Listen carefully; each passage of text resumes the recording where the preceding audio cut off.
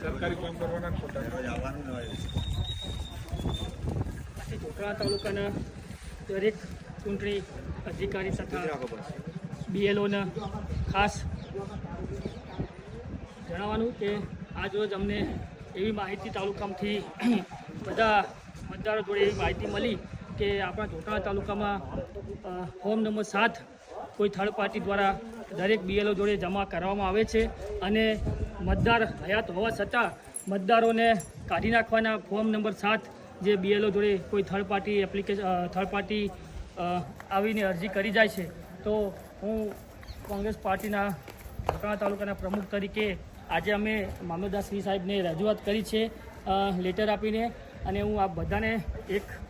કોંગ્રેસ પાર્ટીના પ્રમુખ તરીકે મારા સાથી મિત્રો મારા જોડે છે એ બધાના વતી હું તમને બધાને એક વિનંતી કરું છું કે કોઈ પણ તાલુકાના કોઈ પણ પોલિટિકલ દબાવથી તમે આ ફોર્મ નંબર 7 ઉપર કોઈ પણ ચકાસણી કર્યા વગર એમાં કોઈ શેરો ના મારતા, એની ચોક્કસ માહિતી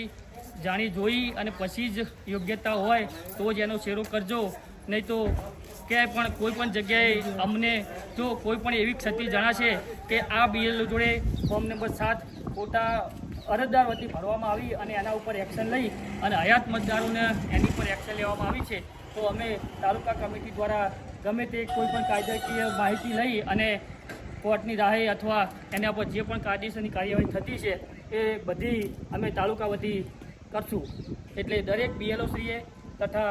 ચૂંટણી અધિકારીશ્રીએ આ એક વાત ખાસ ધ્યાને રાખવી.